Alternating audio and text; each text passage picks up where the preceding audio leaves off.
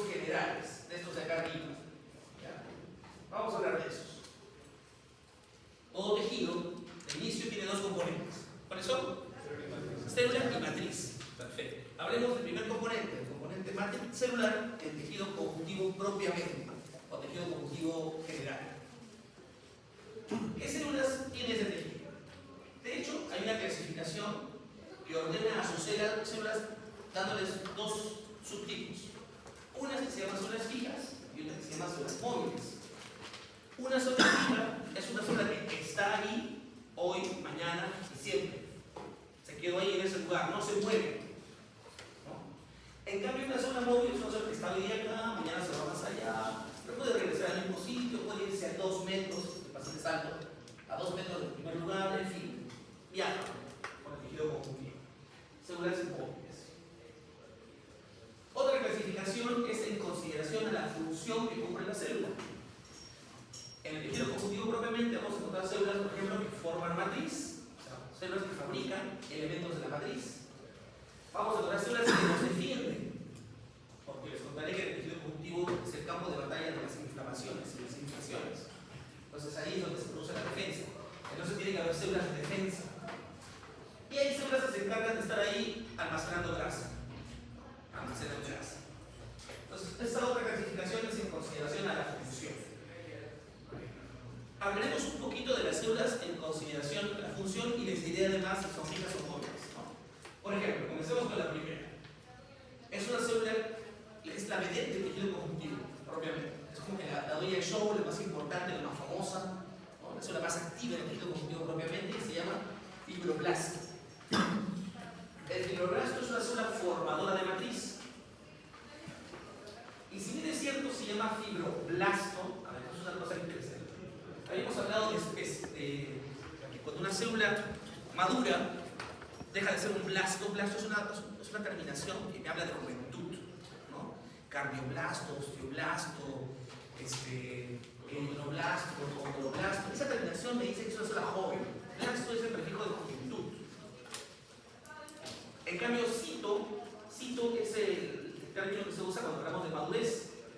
Osteocito, condrocito, miocito, ¿no? El cito es madurez. Esta célula, que es una célula evolucionada, definida, especializada, se llama fibroblasto porque pasa como el poliestérodo. Parece joven, aunque casi los años. Cuando uno la observa, siempre la ve con características de una célula joven, con mucho dinamismo en su material celular, porque esta célula está con una permanente actividad produciendo matriz y manteniendo activa, dinámica esa matriz. Por lo tanto, cuando uno la observa joven. Por eso le ha puesto el nombre de fibroblasto. Cuando uno ve células de tejido conjuntivo propiamente, puede que vea fibrocitos, una célula de estas, pero que no está haciendo nada, pero son pocos los ociosos. La mayoría no están preocupados, por eso es que los ven como fibroblastos. Un fibroblasto es una célula fusiforme, o sea, gordita en el centro y acumulada a los costados, fusiforme, con un núcleo oval que tiene el eje de la célula, o sea, un núcleo echadito, con una cromatina intermedia. ¿Qué significa una cromatina intermedia? Que una parte de la cromatina se encuentra como heterocromatina y otra parte está como eucromatina. Cuando yo veo una célula que tiene mucha eucromatina, ¿qué puedo pensar de esa célula? O sea, veo, no se ve el núcleo de la cromatina, toda es eucromatina. Es una célula que tiene su ADN calato y está produciendo mucho, ¿no es cierto? No está enrollado el ADN, por lo tanto está siendo leído permanentemente, ¿no? En cambio, si veo una célula que tiene mucha heterocromatina, mucha condensación de cromatina, ¿qué puedo pensar de esa célula? Que no hace nada. Es una célula que está con su ADN dormido ahí, concentrado, que lo puedo ver, no lo está leyendo. En cambio, cuando yo veo una célula con una cromatina intermedia, significa que una parte del ADN está siendo leído y otra parte está guardada. Pero me habla de cierta dinamicidad de la célula, ¿no? ¿Qué más puedo decir de esta célula? Para que sea activa, tiene que tener mucho retículo plasmático rugoso, un complejo de Golgi muy desarrollado, tiene muchas vesículas de secreción, se ven siempre actividad de exocitosis, como se ve en esa imagen, porque esta célula está permanentemente produciendo y manteniendo activa la matriz de los tejidos conjuntivos propiamente. Es muy chévere el fibroblasto y se encuentra casi en todas partes, porque en todas partes encontramos tejido conjuntivo uniendo las demás células. De hecho, por ejemplo, los epitelios de revestimiento descansan sobre tejido conjuntivo. Es más, la lámina basal de las células del epitelio de revestimiento, esa lámina basal la han producido los fibroblastos. Es un producto del trabajo del fibroblasto. Entonces acá tenemos, por ejemplo, unas imágenes que muestran fibroblastos. Aquí arriba hay mayor densidad de fibroblastos. Acá se ven más fibroblastos, se ven los núcleos, ¿no? Ovales, alargados. Acá se ve menos densidad de fibroblastos, se ve más matriz, pero se ve la célula fusiforme, ¿no? El núcleo es el que marca esa estructura celular. Entonces, la célula por excelencia productora de matriz en un tejido conjuntivo propiamente es fibroblasto. Muy bien. Luego tenemos células de la defensa. Una de las células de defensa, por ejemplo, es el macrófago. El macrófago es una célula que pertenece a un sistema especial que se llama sistema mononuclear fagocítico. Sistema mononuclear fagocítico, donde se fabrican macrófagos que salen a ocupar su espacio en los tejidos conjuntivos. Muchos toman la vía sanguínea para llegar al tejido conjuntivo donde se instalan. Y de ahí viajan, se mueven. ¿Cuál es la función principal del macrófago? Comerse lo que no les gusta. Por ejemplo, si ven una célula muerta, se la comen, la fagocitan. Si ven por ahí una bacteria, la fagocitan. Si ustedes se meten una astilla pequeña en el dedo, lo que hace el macrófago es llamar amigos y hace un macrófago gigante, se fusiona. Una célula fagocítica multinucleada. Y esa célula granulosa se intenta comer la astilla para poder deshacerlo. O sea, la función del macrófago es identifica que no es mío y lo como. Así de simple, no pregunta mucho. Es un fagocito por naturaleza. Es una célula de defensa que está en en el tejido conjuntivo. Doctor, ¿y luego cómo lo desecha? Lo degrada. O sea, lo que hace el fagocito es. Vamos a ver también otras células, es lo extraño, lo introducen a su citoplasma y el citoplasma lo fusionan con sus vesículas, por ejemplo, con los lisosomas principalmente. Y el lisosoma tiene enzimas que se llaman enzimas líticas, que degradan casi todo. Y es como que y listo, lo hacen nada. Todo lo que se come lo hacen nada. ¿Qué le da la macrófago? ¿Qué le presenta la vida? No. El macrófago también en algunas ocasiones cumple la función de ser presentador de antígenos. Viene, se come, parte y lo expone para que vengan los linfocitos y hagan su trabajo específico. Pero eso es, vamos a verlo después. Eso vamos a ver. Ahora nos interesa conocer a nuestro amigo macrófago como un fagocito, el tejido común. ¿Qué otra célula de la defensa encontramos acá? Al mastocito o célula cepada. Es una célula que tiene en su interior un montón de vesículas de secreción, como se ve en el citoplasma. Esas bolitas negras, esa es una microfotografía electrónica de transmisión, pero esta es una microfotografía electrónica, por lo menos microfotografía óptica, ¿no? Ven ustedes tejido conjuntivo, ¿qué es esto? Fibroblastos, qué chévere, y tengo mi mastocito. Son vesículas eosinófilas, o sea, rojizas, y en su interior aparece, por ejemplo, básicamente histamina y heparina. La histamina es una molécula que produce vasodilatación. O sea, cuando el mastocito se degranula, es decir, libera sus vesículas de secreción al exterior del tejido conjuntivo, los vasos sanguíneos que están cerca se abren, se dilatan, y al dilatarse pierde líquido y se genera en esa zona un edema, o sea, un aumento del volumen de ese tejido. Eso hace este maldito del mastocito. Al mismo tiempo produce heparina. ¿Qué hace la heparina? Es un importante anticoagulante, entonces evita que los glóbulos rojos y las plaquetas se junten, que la fibrina se vuelva, que el fibrinógeno se vuelva fibrina, y entonces la sangre se pone muy acuosa. Entonces, con mayor facilidad se sale del vaso sanguíneo y aumenta ese edema. A veces, por ejemplo, nos pica una abejita con un moco, una abejita de la piel, y activa a los mastocitos que están en esta región de la piel y se genera una roncha, ¿no es cierto? ¿Por qué? Porque el mastocito genera vasodilatación, anticoagulación y a veces irritación de las terminaciones nerviosas y nos pica. Pero la reacción es muy local.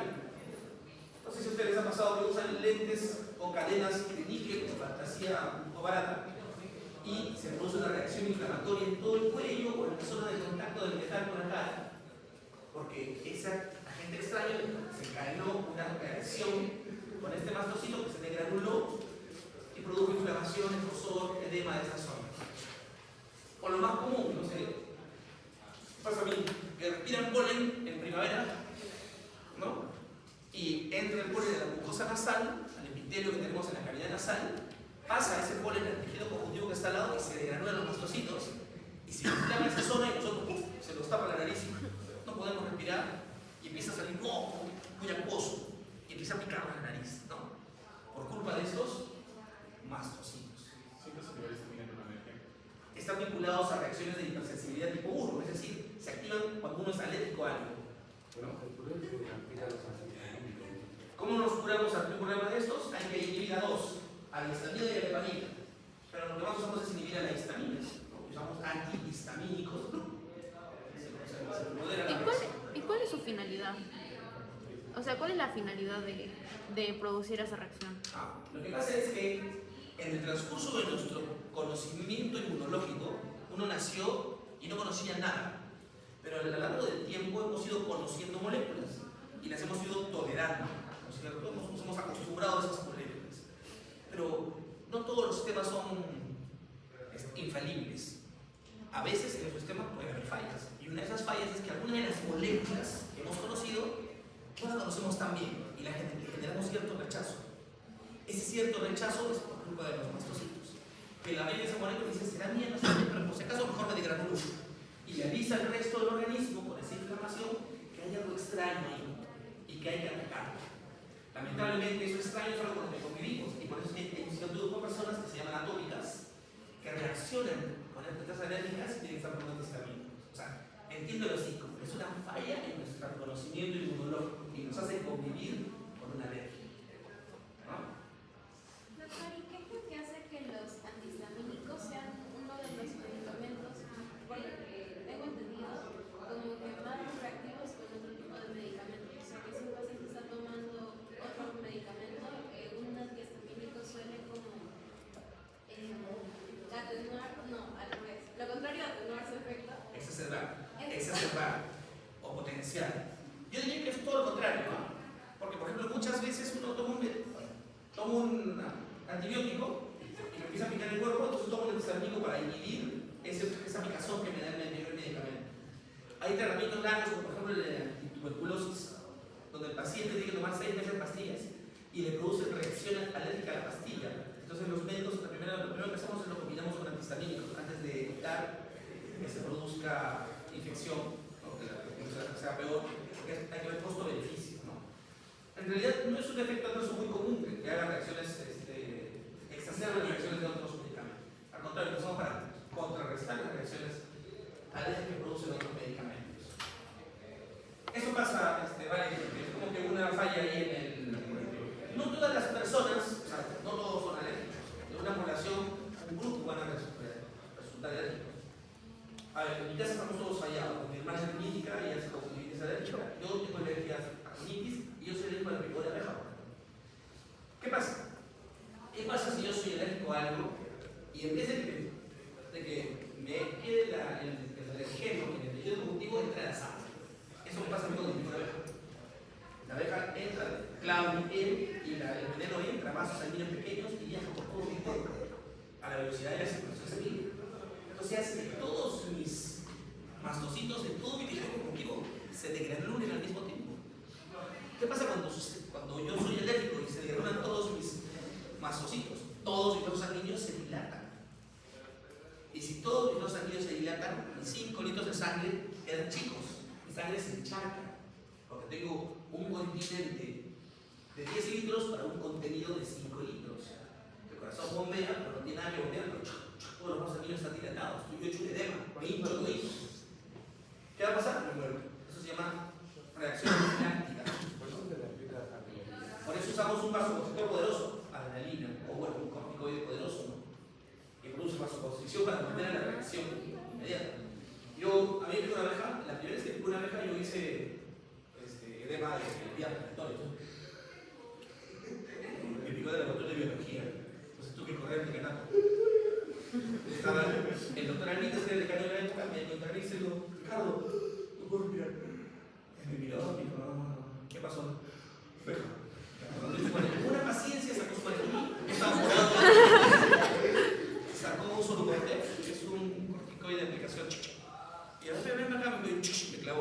¿cierto? En 5 segundos, ordenas. Cuando veas una vez va, ¿no? O sea, va bajo tierra, rampa, corre. Igual, cuando dan con la penicilina, ¿no? Igual, después de la penicilina en la nalga, en el músculo, entra los sanguíneos, pues se muere, ¿no? Bueno, si no lo tratas inmediatamente. Por culpa de los amigos, los mastocitos. Luego tenemos otra célula de defensa que también suele estar ahí en el tejido conjuntivo, que es la célula plasmática o plasmocito, que es una célula que está entrenada para producir anticuerpos. Tiene una forma así ovoide, con un núcleo central grande, una cromatina más concentrada que diluida, y la peculiaridad es que su cromatina tiene forma de, le dicen, en rueda de carreta.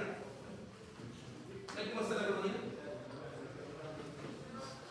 Como una rueda de carreta, una carreta antigua, los rayos de la bicicleta, así, o también le dicen en luna de reloj, porque están las horas, 1, 2, 3, 4, como si fueran las horas de un reloj. Así se ve la cromatina de estas células plasmáticas. Su función es producir anticuerpos, son de defensa. Después, en el tejido conjuntivo podemos encontrar cualquier tipo de glóbulo blanco. Los glóbulos blancos también todos son células de defensa y usan la sangre para viajar a donde tienen que defendernos. Una vez que llegan a la zona agredida, salen de la sangre y viajan por el tejido conjuntivo para poder actuar y defendernos. Por eso uno puede hacer un corte de tejido conjuntivo y ver un glóbulo blanco, ¿no es cierto? Puede ser un linfocito, puede ser un neutrófilo, puede ser cualquier glóbulo blanco, porque son células de la defensa que están ahí haciendo su chamba. Sí, es el, mira, el mastocito morfológicamente se parece mucho al masón. Son casi lo mismo, casi, pero tienen líneas y diferencias distintas, que veremos en la clase sangre.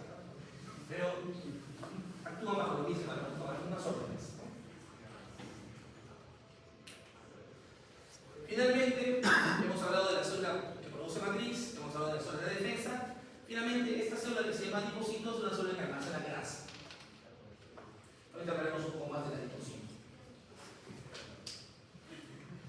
Ahora, de estas que hemos visto, por ejemplo, el fibroblasto es fija, el adipocito es fija, el histiocito es fija. Ah, profe, pero usted no me ha dicho que es un histiocito.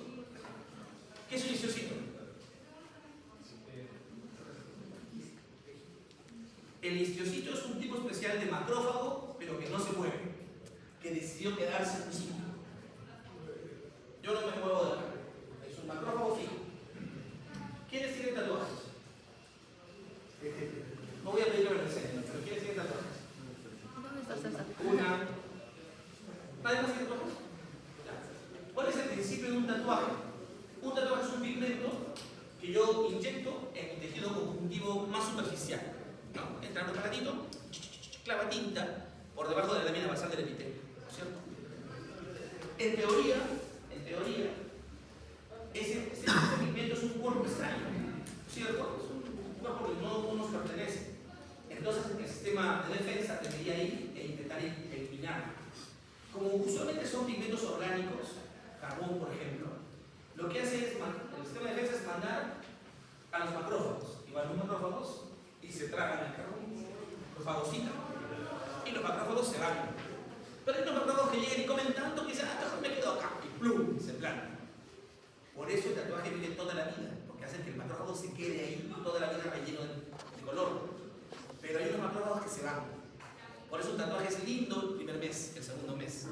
Pero al año tiene que retocarlo, porque pierde bordes, pierde definición. ¿Por qué? Porque hay macrófagos móviles que se fueron con la tinta a otro sitio y dejaron el dibujo así como que más raro, ¿no? No sé si les ha pasado eso. No es el mismo tatuaje que hiciste hace unos años. Ahora está el tatuaje menos. En realidad, por eso todo el que tiene tatuajes cada 5 años es el retoque, ¿no? Es un histiocito, un macrófago móvil, claro, fijo. ¿Y cuáles son las células móviles del tejido conjuntivo? De las que hemos visto. Los glóbulos blancos, las células cebadas también se mueven, los macrófagos también se mueven, y las células plasmáticas también se mueven. Profesor, y cuando se mueren los macrófagos de los histiocitos, ¿qué pasa con el papel? El de al lado se lo come, Al muerto y soluciona. con todo lo que queda dentro. Son los modelos que realizan movimiento alveoideo. Se transforman, entran en el vaso sanguíneo, usan el vaso sanguíneo cuando se puede tomar el metro, cuando esté caminando con el metro, me meto el vaso sanguíneo, llego del tejido y me salgo. ¿Por qué se movilizan? Porque reciben órdenes de movilizarse. ¿Cómo se llaman esas órdenes de movilización? Se llaman quimiotaxis. ¿Qué es quimiotaxis?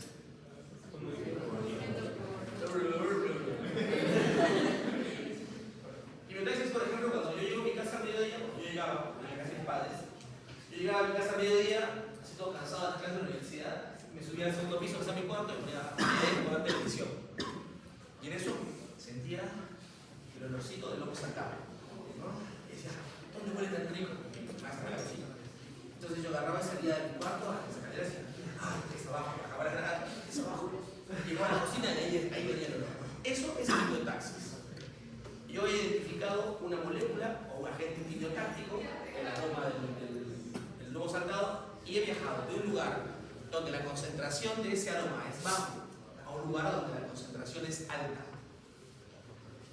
Eso pasa en una inflamación. Cuando me pica un alacrán o me entra una bacteria al dedo, esa zona se inflama, más cositos, todos actúan ahí y envían señales a la sangre que se llaman agentes quimiotácticos. Esas señales viajan a todo el cuerpo y las células que están descansando dicen, oye, siento un olor a infección. ¿De dónde viene ese olor? Y empiezan a viajar siguiendo de menor concentración, así como el olor de la comida, a donde está la mayor concentración y llegan al lugar de inflamación y se produce la guerra. Eso es quimiotaxis. ¿Cómo viajan? Si están cerca, alveoideo, ¿no es cierto? Y si están lejos, se meten a la sangre y es como tomar el metro, ¿no? Y viajan por todas partes. Cuando sienten el olor fuerte, ¡pum!, se salen de la sangre y ahí empiezan a hacer su trabajo. La sangre moviliza células de defensa. Segundo componente. Entonces ahí cerramos, en el tejido conjuntivo propiamente, cerramos a sus células. Las fibras y las móviles. Las que producen matriz, las que almacenan energía o las que no se entienden. Ya lo hacemos bien. Ahora veamos en la matriz. En la matriz del tejido conjuntivo hay dos componentes importantes. Un componente que se llama componente fibrilar o fibras y un componente que se llama sustancia fundamental amorfa. Son dos componentes. ¿Quién produce estos componentes? El fibroblasto, pues. Bueno, ¿usted el fibroblasto? Producir matriz. ¿Qué matriz? Las dos. La amorfa y también la fibrilar. Las dos. ¿Qué fibras produce? La protagonista acá, la de dieta, del show, la fibra más importante se llama colágeno. El colágeno no es el adolescente que ustedes van a seducir. No. El colágeno es una fibra que produce fibroblasto durante toda la vida y que, según sus propiedades, va a hacer que el tejido se mantenga o no activo, dinámico. Con el paso de los años, por eso las cosas, el colágeno se altera probablemente. O la síntesis del colágeno no es la misma que de antes, ¿no? Entonces aparecen cambios morfológicos en los tejidos, que tienen muchos tejidos conjuntivos. Hay muchos tipos de colágeno. Colágeno 1, que encontramos por ejemplo en el tejido óseo. Colágeno, que también tenemos bastantes. Colágeno 2, que encontramos en el cartílago, bastante en el cartílago. Colágeno 3, que encontramos en el tejido conjuntivo propiamente, que es un colágeno que rellena espacios, que se llama fibra reticular, que es el nombre artístico del colágeno 3, fibras reticulares. Colágeno 4, que encontramos en las láminas basales, por ejemplo, de los epitelios, bastante colágeno 4. Y así, 5, 6, hasta el 12. Yo cuando estudié medicina pensé en colágenos. Ahora, cuando enseño histología, hay 12, 14, siguen apareciendo tipos diferentes de colágeno. El colágeno es básicamente una molécula fibrilar que es sintetizada por nuestro amigo fibroblasto y que según variaciones mínimas en algunos aminoácidos los calificamos en tipos distintos de colágeno. Esos tipos distintos le dan la resistencia, ¿no? Por ejemplo, si hablamos de un tendón o un hueso, colágeno 1 es el más duro de toditos, ¿no? Por ejemplo. ¿Qué otra fibra hay? Las fibras elásticas, ¿no? Que es una fibra que es insoluble normalmente, que es producida por el fibroblasto y que tiene la propiedad de modificar su estructura según el estrés. Si yo estreso la fibra se estresa conmigo. Si yo ceso el estrés, la fibra vuelve a su tamaño. Es como una liga. Las ligas, la jalan, la sueltan, como un globo, así, de ese materiales. Y bueno, fibrina, que es otro componente que puede haber o no haber en los tejidos. La sustancia fundamental amorfa es un componente con la gelatina que tienen las matrices que llenan los espacios que hay entre las fibras. Y está formada por glucosaminoglicanos, ¿no? Básicamente son glucosaminoglicanos. También hay glucoproteínas y proteoglicanos. ¿Qué glucosaminoglicanos? El más común, más conocido es el ácido hialurónico. Me voy a rellenar de colágeno y ácido hialurónico, ¿no? Como para recuperar esos espacios vacíos que lo vamos con el tiempo. El ácido hialurónico es el más famoso de los glucosaminoglicanos. Pero también hay condroitin sulfato, heparansulfato, por ejemplo, ¿no? Son otros glucosaminoglicanos que están ahí metidos en esa gelatina morfa de la matriz. Según la disposición espacial del colágeno, a veces se ven las fibras y a veces no se ven. Por ejemplo, cuando ustedes vean cartílago, se dan cuenta que en el cartílago no se ve la matriz fibrilar, y tiene buena matriz fibrilar. Vamos a ver qué es esto. Las fibras elásticas pueden irse así solitas como fibras, o pueden juntarse muchas con una red de fibras elásticas, o pueden incluso hacerse con una lámina. La lámina, pero la lámina siempre va a tener huecos. Siempre va a tener lámina perforada. ¿Por qué? ¿Por qué cree que las láminas de fibras elásticas nunca van a poder ser continuas? ¿Se recuerda? No. Porque son estiradas. ¿Por qué? Porque son impermeables. Si yo les hago huecos, el agua no pasaría de un lado al otro. Una lámina como un preservativo, ¿no? Que tiene que ser impermeable. Pero este no, tiene que tener huequitos para que de un lado pase al otro. El metabolismo del tejido combustible. Acá tenemos, por ejemplo, una imagen donde se ven muchas fibras, ¿no? En este caso son fibras elásticas de un mesenterio. Una estructura que veremos cuando vean la anatomía del abdomen. Acá tenemos, por ejemplo, de negro, estas de acá. Esta es la pared de un vaso sanguíneo. Pero un vaso sanguíneo que se llama vaso sanguíneo de tipo elástico, porque todas estas líneas negras son láminas elásticas, cortadas transversalmente. Y yo me voy a dar cuenta que no son continuas, tienen huequitos. Tienen huequitos, porque es perforada. Porque si no, no podría fluir de un lado al otro, ¿no? El agua con los electrolitos y los moléculas, ¿no? Acá tenemos un tejido conjuntivo propiamente, donde veo de negro fibras radiculares. ¿Qué es fibra radicular? Yo dije, la fibra radicular es el nombre artístico del colágeno 3. Ahora las fibras radiculares, las células se acomodan en las fibras radiculares. Ahora una imagen de mesénquima, células estrelladas, a veces así alargadas. Mesénquima, membrana, de ahí vienen el tejido conjuntivo todas. Ya, yo les dije que el tejido conjuntivo propiamente podría ser de dos formas, o denso o laxo. ¿Cuándo es denso y cuándo es laxo? Se dice que es laxo cuando predomina la sustancia fundamental amorfa por sobre las fibras. Por ejemplo, yo no veo fibras, veo puro mongo, pura sustancia fundamental amorfa. Es más, se llama incluso tejido conjuntivo mucoso. Yo veo fibroblastos y amorfo, no veo fibras. Sería un tejido conjuntivo. ¿Ven? En cambio, este de acá, cuando están las flechas juntando, no, ¿cómo está de acá? Este de acá es un tejido conjuntivo que están los fibroblastos. Pero acá yo veo más fibras, es más, están hasta un poco ordenadas. Miren. Se han pintado de rojo, las fibras son muy acidófilas, el colágeno es muy acidófilo. Es un tejido conjuntivo ya no laxo, sería denso acá abajo.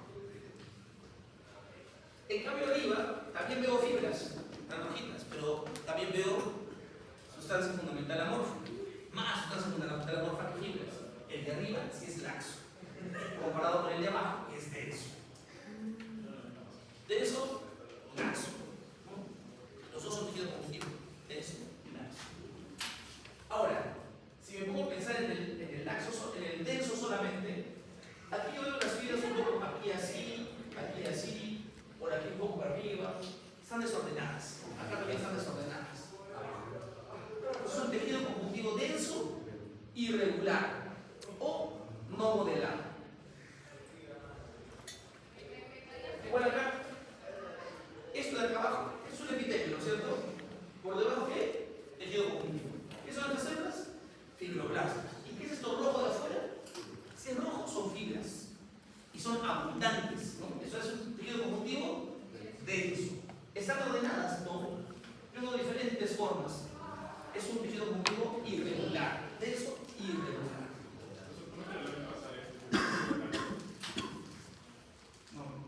A ver, por debajo de los epitelios siempre hay tejido conjuntivo. Es una norma. Siempre hay tejido conjuntivo. Usualmente es un tejido que permite la difusión de los nutrientes. Usualmente, ¿no? Pero no es una norma. Acá, por ejemplo, yo no tejido conjuntivo de eso por debajo del epitelio. Pero es tejido conjuntivo. Eso sí es.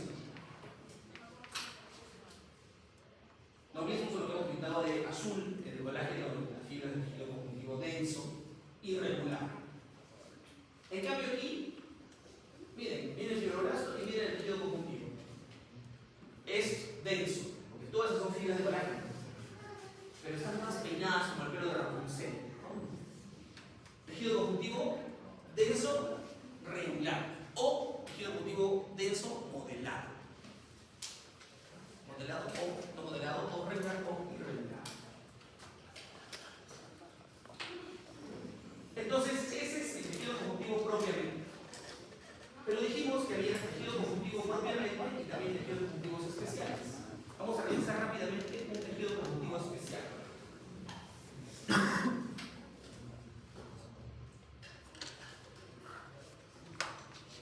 ¿Qué es el tejido adiposo? Ahora, de inicio vamos a comentar una peculiaridad. Muchos animales, sobre todo los más cercanos a nosotros, como ven abajo, y nosotros. Ahí somos nosotros, con esos ojos, y color de piel. Nosotros no están abajo, dicen. Es que somos peludos. En fin. Tenemos una forma peculiar de administrar esa energía. ¿Cuál es esa forma peculiar? Todas las actividades que hacemos, por ejemplo, ustedes están ahorita atendiendo mi clase, espero. Algunos están además chateando, o están preocupados porque tienen que hacer otra cosa muy rápida, están haciendo, otros están rascando, están moviendo, están consumiendo energía de manera permanente. El corazón está latiendo, todos ustedes están latiendo. Y es un consumo de energía permanente. Tienen ciertos músculos contraídos mientras están sentados, otros están relajados, y ese consumo de energía es constante, ¿no? Pero, por ejemplo, nuestro abastecimiento de energía no es constante. Nuestro abastecimiento de energía, pese a que el consumo es constante, nuestro abastecimiento es intermitente. ¿Por qué? Porque nos alimentamos en el desayuno, a media mañana, en el almuerzo, a media tarde y en la cena. Y es más, nos dormimos a las 12 de la noche y dormimos 6 horas o 7 horas, y durante ese periodo que el corazón sigue latiendo, ustedes no le inyectan energía al cuerpo. Por esa naturaleza de nuestra alimentación intermitente, pero consumo constante, el organismo generó una forma especial de manejar su energía. Esa forma especial es a través de depósitos de energía o almacenamiento de energía. Es como que tenemos baterías. Esas baterías son un sistema de reserva de energía, pero es una reserva temporal de energía. Solo sirve por cierta cantidad de horas. Igual que el celular. Lo cargan en la mañana, lo tienen que cargar a veces en la noche otra vez.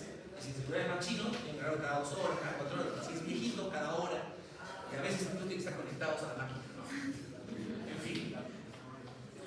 Igual somos nosotros, una reserva temporal de energía. Ahora, tenemos varias formas realmente de energía, de almacenamiento de energía. Una forma que es para el uso inmediato de la energía y una que es para un uso a un mediano tiempo de energía. El uso inmediato es a través de ¿qué?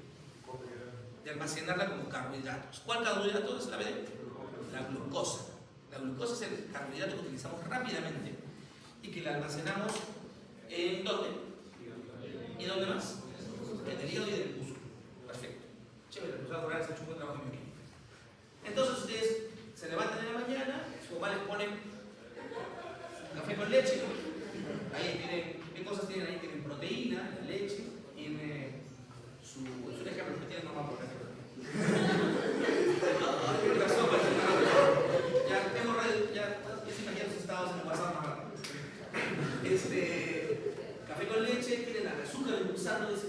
leche, ¿no es cierto? Tienen agua ahí, tienen grasa también, porque hay grasa en la leche, y tienen la proteína de leche, la caseína, la proteína ahí, ¿no? Se comen unos 4, 5, 6 panes, no sé cuántos se comen en la mañana, el pan es puro carbohidrato, ¿no? Puede meter un huevo frito, en el huevo frito hay yema que es grasa, el aceite es grasa y la clara es proteína. Se puede meter ahí adentro un hot dog, en fin, hay todo. Se mete una manzana y tiene fibra, tiene dulce, fructosa, que es dulce, es un carbohidrato. Entonces el organismo dice, cuando llega al organismo, ese alimento ya, la grasa para acá, los carbohidratos para acá. La grasa se va al tejido adiposo, que vemos ahorita, y los carbohidratos se van al hígado y al músculo. Uno viene a la universidad, después de haber desayunado y empieza a quemar automáticamente lo que almacena en el hígado. Pues dura poquito, que eso dura una hora, 40 minutos. Una vez que se acabó lo que almacenamos en el hígado como glucosa, empezamos a usar el segundo almacén, que es el tejido adiposo. Donde hemos almacenado la yema de huevo, el aceite del que frieron el huevo, la mantequilla que frieron el pan, la grasa propia de la leche, en fin, lo que hayan desayunado. Se empieza a gastar la grasa. Y eso nos da tiempo hasta que vamos al brunch, media mañana, van y se comen un pan con algo, carbohidrato otra vez, con algo de grasa siempre, y a veces también proteína. Y a la una, repite el ejercicio. ¿Y por qué almacenamos como lípidos? O sea, almacenamos como carbohidratos, entonces se gasta muy rápido. ¿Por qué hemos decidido que la mayor cantidad de almacenamiento sea en grasa? Es más, cuando comemos mucho glúcido, lo transformamos en el cuerpo en grasa. Convierte los carbohidratos en ácidos grasos y se almacenan como triglicéridos en el tejido adiposo. Hemos decidido transformarlo. ¿Y por qué en grasa? ¿Por qué no lo almacenan como glúcido?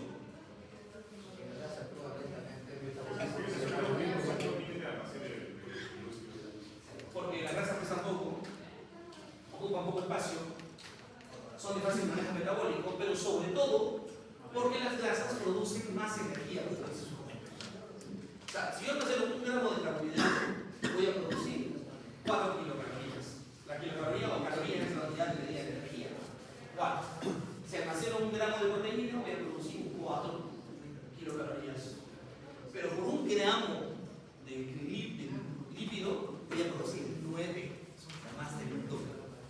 Si ustedes tuvieran que almacenar como si fuera carbohidrato, tendrían que pesar el doble de tejido adiposo para producir la misma energía para que ustedes hoy día viven como están. Entonces se hace ideal para que nuestra batería sea de litio con una batería moderna de tejido adiposo. Muy bien. Así la cosa. Si yo me evalúo, así como David Beckham, probablemente tenga solamente entre 12 y 14, no mentira, pero debería tener. El hombre, el peso ideal.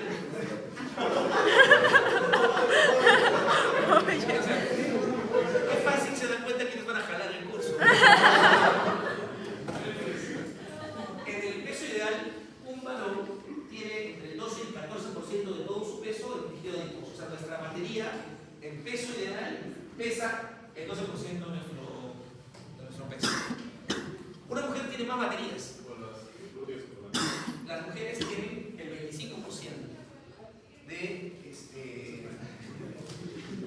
su peso corporal ideal en tejido adiposo. Por varias razones, ¿no?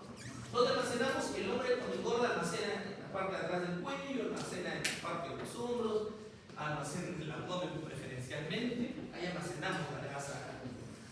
El abdomen no por debajo de la piel necesariamente, usualmente es la grasa que está pegada a las vísceras, la grasa visceral, ¿no? Tejido adiposo. Esa que viene con el chuchú, esa grasa que está visceral. Y afortunadamente algunos también en las nalgas, porque tienen suerte. Las mujeres también almacenan grasa en ciertas zonas, ¿no? Ellas más en la zona de la glándula mamaria, gracias a Dios, ¿no? Porque es el alimento que los bebés en algún momento. Aparte se ve muy bien, pues van a reforzar. En las caderas y en los muslos también tienen una dotación de tejido adiposo, pero ellas también pueden tener la mala suerte del abdomen, que no están libres, ¿no? Y podemos exagerar en alguna ocasión y tener grandes reservas. ¿Y por qué pasa eso de la gran reserva? Por el fenómeno que hemos conversado hace un rato, ¿no? Porque yo llego tomé mi desayuno, llegué a la universidad, que mi carbohidrato y empecé a quemar mi tejido adiposo. Y luego comí otra vez, cargué mi carbohidrato y empezó a quemarlo. Y quemó mi adiposo. Pero muchas veces nosotros quemamos el carbohidrato y le metemos otra vez. No le dimos el adiposo. Así que almacenamos adiposo.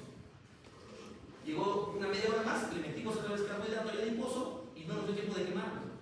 Entonces empezamos a almacenar. Y aparece una distorsión de la morfología por depósito exagerado de energía.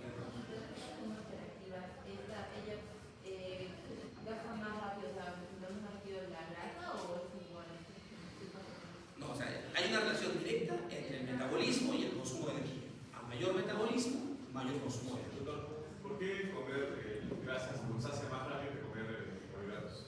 Nos sacia más rápido. Tú comes chicharrón de grasa y te llenas rápido, 1 o 2 veces, y no me carbohidratos, comes arroz, papa y Es una gran fisiología. Lo que pasa es que hay ciertas moléculas que demoran el vaciamiento gástrico. Es decir, si yo tomo, por ejemplo, agua, el estómago se vacía rápidamente. Si yo como un helado, que es carbohidrato básicamente, el estómago se vacía rápido. Si yo como la lonja de un chancho, la lonja de chancho hace que el vaciamiento gástrico sea lento. Por lo tanto, yo como y ya me llené. Tengo sensación de plenitud antes con la grasa. Eso incluso lo utilizamos, no sé qué les ha pasado a ustedes, les he dicho, me voy de bomba, ¿no? Como unos tragos. Oye, métete unos panes con mantequilla gorda, cómete un pedazo de lonja de chancho, tómate una cucharada de aceite y el trago no te va a afectar. ¿Y qué pasa? Que uno efectivamente se come un pedazazo de chancho así con toda la lonja, es un trago y como el estómago tiene vaciamiento lento por la grasa, tomas, todo se queda en el estómago.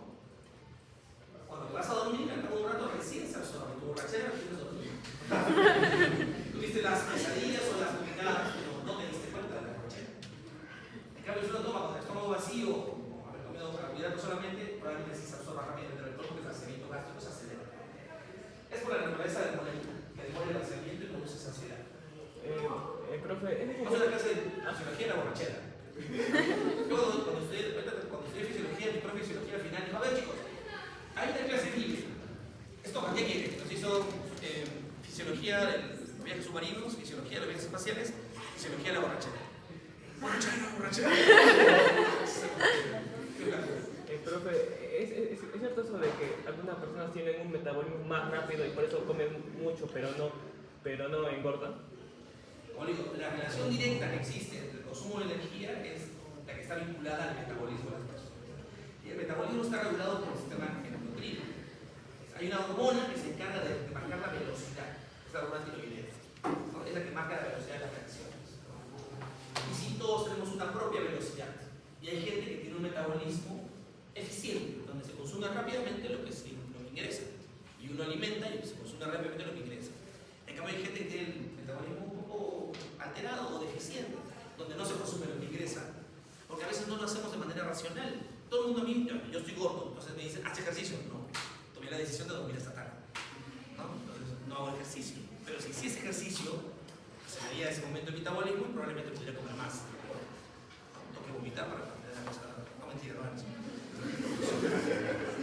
Sí, ahí es nuestra marca. Cada quien tiene una marca particular, pero eso no duda para toda la vida. O sea, este ritmo que tiene este metabolismo, tu ritmo de ahora, 20 años, tú ya tienes 18. Tu ritmo de los 18. A los 19 vas a tener otro ritmo. Y a los 30 otro ritmo. Para tener la suerte, disfrutar.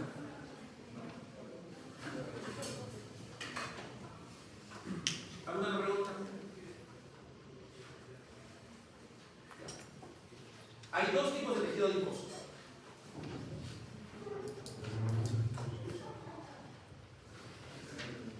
De hecho, el tejido adiposo, por más que se vea así como que va de fofo, es un tejido muy dinámico, tiene mucho metabolismo. Se sintetizan activamente muchas moléculas allá adentro. Es más, se transforman moléculas de otra estirpe, como carbohidratos, por ejemplo, para formar ácidos grasos y enriquecer el tejido adiposo. Cuando uno además come en la dieta mucho tejido adiposo, o sea, mucha grasa. Además, el tejido adiposo recibe órdenes de hormonas, ¿no? Por ejemplo, las hormonas femeninas son las que generan los depósitos de grasa en la glándula mamaria, en las nalgas, en las caderas. Las hormonas masculinas son las que generan el metabolismo acelerado para poder disminuir, ¿no?, el tejido adiposo y, bueno, proteger la generación de proteína, proteína y estímulo en la masa muscular. Eso hace el hipofisis de la testosterona. El tejido adiposo puede ser el que se conoce como tejido adiposo blanco o unilocular, o tejido adiposo pardo o multilocular. Son los dos tipos, el blanco y el pardo. Hablemos de cada uno de ellos. es muy romántica, ¿no? Vamos a comer una doble, ¿no? ¿No? ¿Se han dicho eso romántica? Vamos a comernos un mojito a la orilla del mar. O unos chicharrones, un picacho.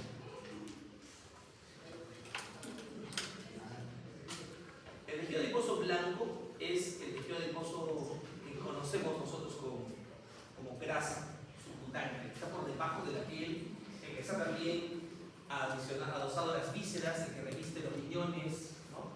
Es el tejido adiposo blanco o unilocular.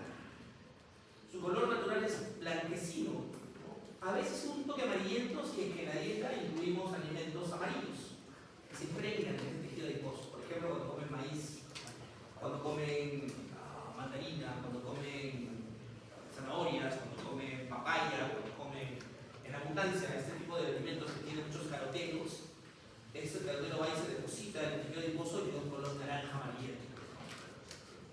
Y en realidad da un buen sabor también, ¿no? Por eso a los chanchitos, ¿no? Le damos de comer maíz. Nosotros en las chacras hacen eso con los pollos, con los pavos y con los chanchos.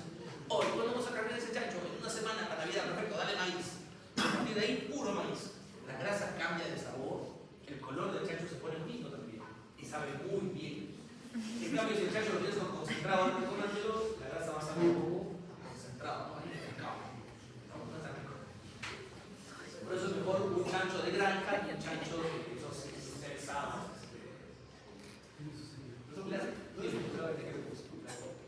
Se encuentra por debajo de la piel en lo que se conoce como tejido celular subcutáneo o grasa subcutánea. Y también lo encontramos adosado a las vísceras, ¿no? A las tripas, al tecido delgado, al tecido grueso, en el pericardio. También lo encontramos revistiendo los riñones, ¿no? Es tejido adiposo blanco. Está formado por una célula grande, poliédrica, que tiene un núcleo desplazados a la periferia por una inclusión enorme de una sola gota de grasa. Por eso se llama unilocular, una gran sola gota de grasa. Esta célula cambia de tamaño durante el día. O sea, cuando uno amanece, la célula está un poco así, ¿no? Pero ustedes desayunan y la célula se pone así, ¿no? Luego ustedes cazan energías, cosas, la célula baja otra vez, ¿no? Entonces hay una fluctuación en la forma de esta célula. Pero si ustedes no consumen energía, la célula va a estar así, va a estar así, va a estar así, va a estar así, ¿no? Hasta que y crece, ¿no? Se hace enorme. Solamente se ve el citoplasma y se ve pregunta capciosa. Estos son los núcleos de las células adiposas. Son un solo núcleo desplazados en la periferia. ¿Por qué cuando yo proceso a la célula adiposa con el método de la hematoxilina eosina, ¿por qué método de la parafina? ¿Por qué al final me queda el citoplasma vacío? Sin nada, un hueco.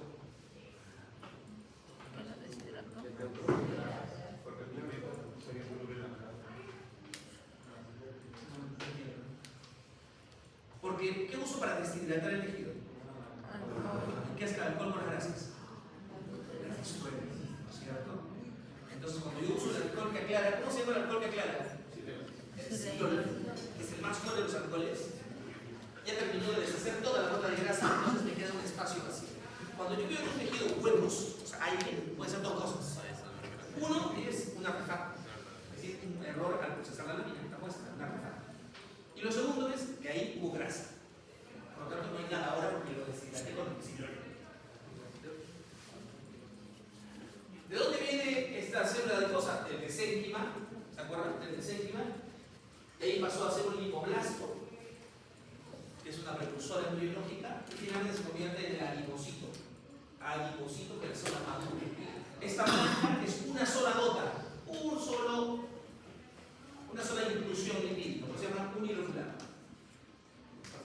¿Te estás tirando? ¿Te estás dando en clase? Sí, Ya está bien. pero no es hasta las 2 minutos, ya lo cambió. No, envió un mensaje a la profesora que la clase va a ser a las 2. ¿Qué? Etiquetale por el grupo a alguien, etiquetale por el grupo. Ya lo dejamos aquí.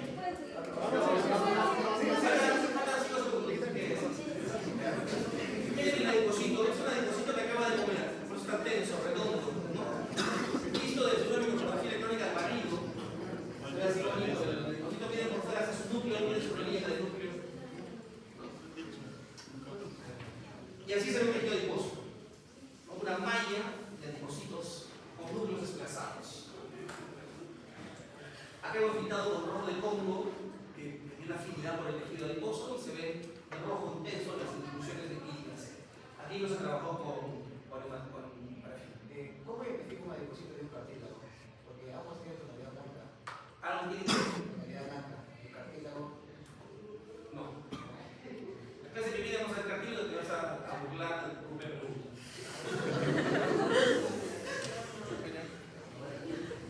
Ya, a ver, de pautas. Cuando uno nace, ¿no es cierto? Y ya ha tenido un desarrollo embrional fetal adecuado y pesa lo que debe pesar según su talla, uno nace y empieza con este ejercicio ¿cómo se llama esto? La alimentación intermitente, ¿no? Nos dan de comer cada cierto tiempo, cada 2 horas al comienzo, ¿no?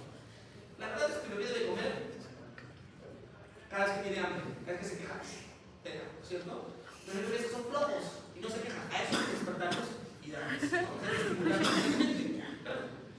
Pero el bebé no puedes amarrarlo, no puedes tenerlo así como un camal con la cabecita y no. Tienes que dejarlo suelto para que el bebé consuma esa energía que ha comido y se muera mal, patas, y llore. Entonces, ese consumo de energía asegura que cuando le des la próxima mamada se mantenga el ritmo. Consumo, alimentación, consumo, alimentación. Pero hay más, ha pasado, que ven a su hijito y dicen, nada, este chiquito tiene hambre, pone la leche. Le faltan 2 horas, pero mejor, y si tiene hambre, le ponen la y come. Porque los bebés tú le pones un pezón acá y ven, hay succión, es un reflejo de succión. Los bebés son agradecidos, nunca dicen no con la leche. Tengan necesidad o no, igual van a succionar. Entonces ese bebé empieza a recordar más de lo normal. ¿No? Entonces la mamá orgullosa dice, mira, mijito, qué bonito, tú le ves, señora, esa es la cara, vas en foto. Los cheques son enormes, ¿no? Así lo llevan al control. Eso está mal. Eso está mal. ¿Por qué está mal?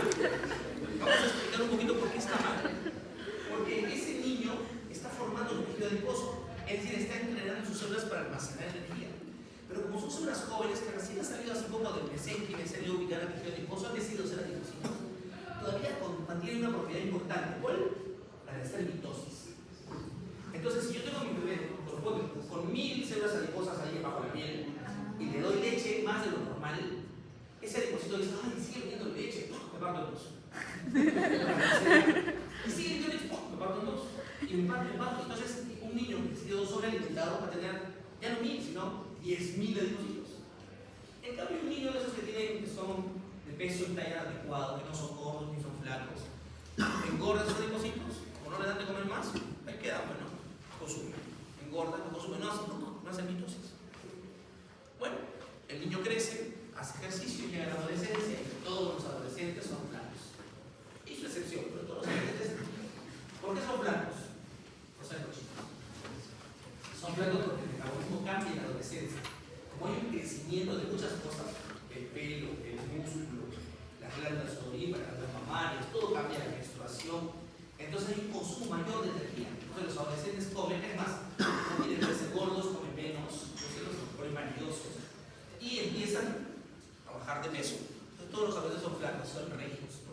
Además, la naturaleza les ha hecho así para que en ese momento empiecen a parearse, ¿no? A verse atractivos para la otra, para el otro. Y se mantiene así la juventud, ¿no? Entonces llega momentos como se casan, chicas, tengan cuidado con eso, vean las fotos que ves siempre. Porque cuando llega el momento de la madurez, con la que yo me encuentro, probablemente mi trabajo me obliga a estar sentado en un escritorio, tomar café, empanaditas, escuchadas, una chifa, ¿no? Ejercicio a veces, nunca, ¿verdad? Entonces, consumo y no gasto, consumo y no gasto. Y como yo era gordo de niño, porque mi mamá me dio la leche así, por gusto, entonces yo no tengo 1000 adipositos, yo tengo 10.000 adipositos, y tengo 10.000 potenciales engordadores. Entonces cada vez que como, almaceno mis 10.000 adipositos. Y si no quemo, voy a ser obeso. En cambio, una persona, un niño, que tuvo solo 1000 adipositos, que no tuvo mitosis, come, engorda, pero engorda solamente sus 1000 adipositos. ¿Quién baja más de peso si hace dieta? Tiene 1000, porque solo va a bajar a 1000. En cambio, tiene 10.000 a que bajar, no baja. Este de acá, el de 10.000, termina siendo diabético por resistencia a insulina. Está aquí, está totalmente estudiado, ¿no? O sea, el gordo de niño está frito, ¿no? Entonces, eso es la formación de grasa primaria. Es el tejido blanco que se forma en la infancia, que es todavía entre mitosis terminar. Y la grasa secundaria que tenemos ya ahora de adultos, ¿no? Que se altera según lo que comemos o no comemos.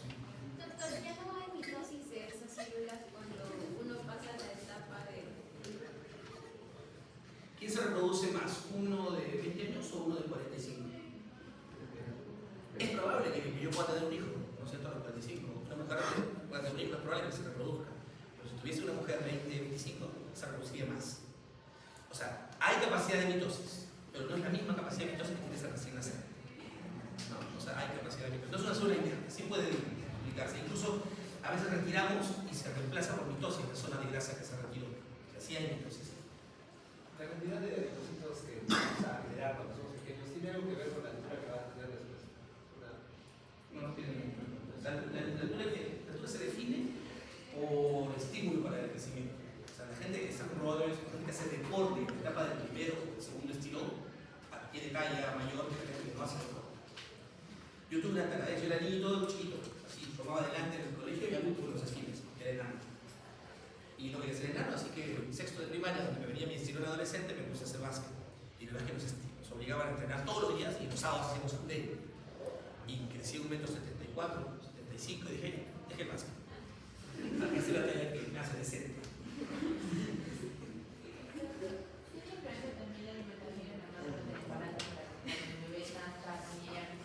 Sí, por eso que hay una ganancia de peso estimado por mujer. No puedo dar nada más de 9 kilos durante el embarazo.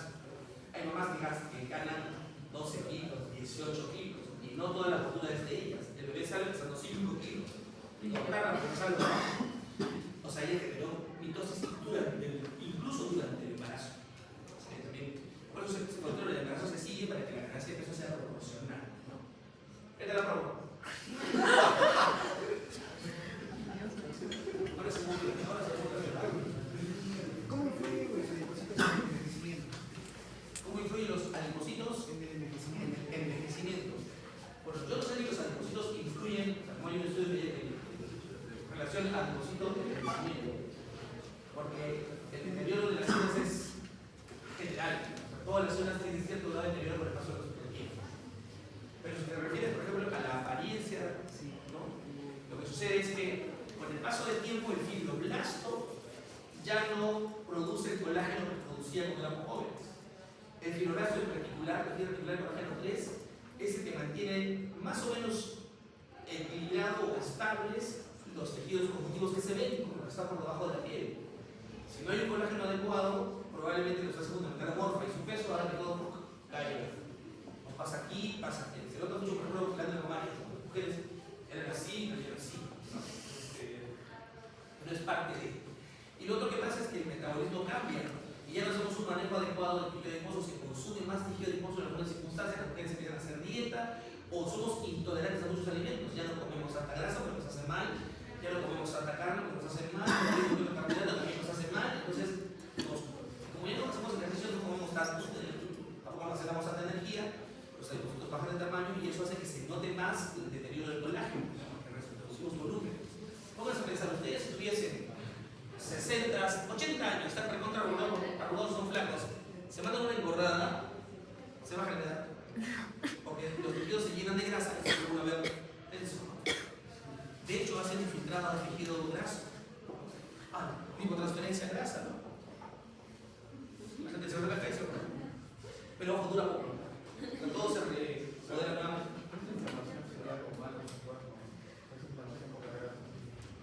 Inflamación.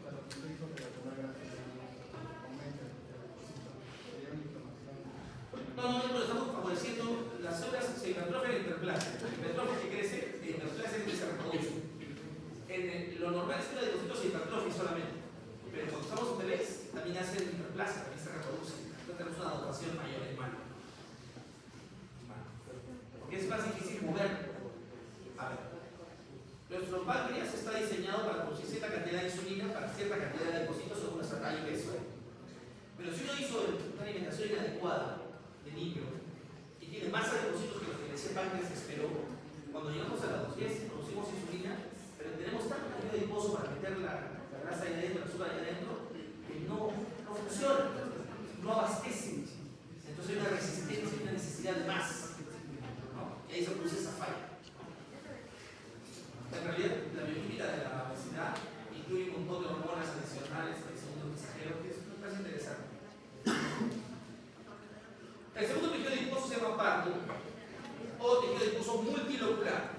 el tejido adiposo multilocular tiene un color rojizo o marrón. ¿Por qué? Porque es muy vascularizado, tiene mucha mitocondria, y su mitocondria tiene mucho mitocromo. ¿Por qué? Porque produce mucha energía y produce mucho calor. Ese tejido adiposo está hecho para generar calor endógeno, de manera endógena. Los fetos, los embriones tienen que producir su calorcito y tienen ese tipo de tejido. Por eso predomina en el recién nacido o el periodo fetal tardío. También los animales que hibernan, que duermen meses sin comer, tienen tejido adiposo de este tipo, pardo, para producir calor para ellos. Los osos pardos tienen mucho tejido adiposo pardo. Y los demás animales que duermen mucho, ¿no? Está vinculado a la producción de calor. Así es un adipocito multilocular. No es una sola gota de grasa. Acá el núcleo central, hay muchas gotas de grasa y hay muchas mitocondrias, ¿no? Por eso se llama multilocular. Así se ve el tejido adiposo. No es como con una sola gota cada célula. Cada célula tiene muchas gotas chiquitas. Muchas gotas chiquitas dentro de la célula. Y así se ve la ubicación del tejido adiposo. En un adulto, la verdad, no, es bien difícil de encontrar. Están muy dispersas en ciertas regiones, sobre todo en la región cervical, mediastinal y visceral. En cambio, el otro, el tejido adiposo blanco, está por debajo de toda la piel. Por debajo de toda la piel de línea blanca, en la región abdominal, y si lo volteamos, que saben también dónde. Ahí también, hasta la bolsa de Villach está ahí en la cara. ¿Cómo lo hablan? ¿Qué relación tenemos acá? ¿Ah? Inguinal. Ah, también hay después de brazos acá, los brazos a veces. Si tú bajas de peso, tu pene crece. Porque el tejido adiposo tiene pubis. O sea, el pubis tiene mucho tejido adiposo. Tal es así que los niños gorditos tienen en vez de pelo un montón de pánico, ¿no? Porque todo es tejido adiposo.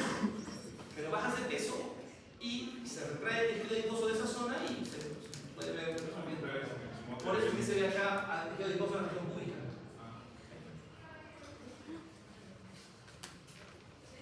¿Alguna pregunta? Señorita. La grasa parda. El bebé tiene básicamente en la región supra e infraescapular, la región cervical posterior, mediastina. Ahí encontramos. En un feto hay más.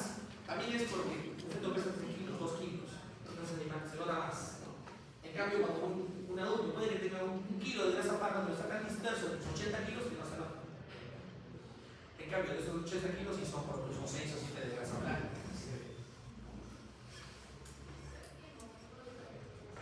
Acá se ha hecho cómo es que actúa cómo se activa el tejido adiposo pardo cuando hace calor o cuando hace frío. Cuando hace frío se activa el tejido adiposo pardo y no usa lo de calor. Cuando no hace frío, el ambiente cálido, el tejido adiposo se relaja, el pardo. Es una imagen que se ve acá. ¿Se puede cambiar el tejido adiposo a la mano Se puede cambiar. para que cuando tengas frío? No. Existe trasplante de tejido adiposo pardo. De hecho, los trasplantes de tejido adiposo que se usan no son eternos. Por ejemplo, hay gente que hace lipotransferencia.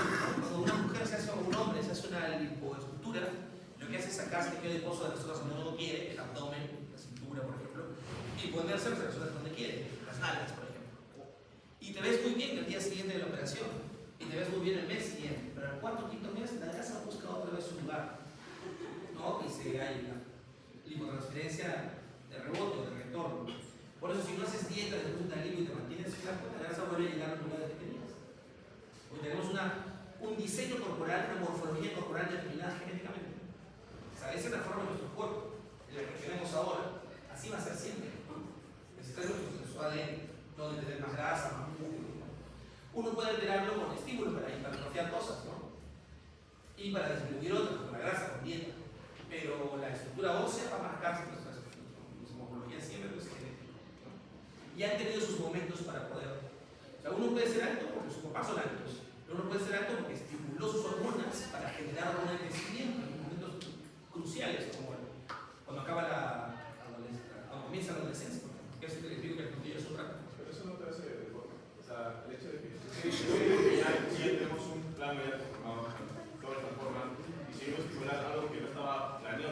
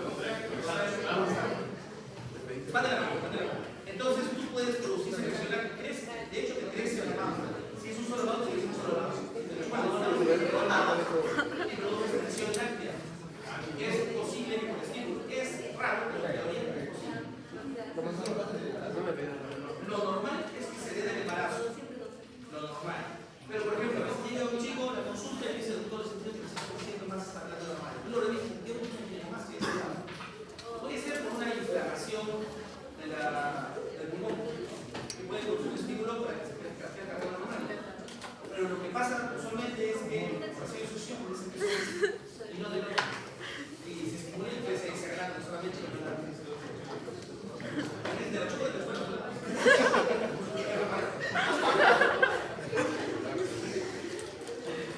Muy bien, jóvenes, vayan a su clase de 12.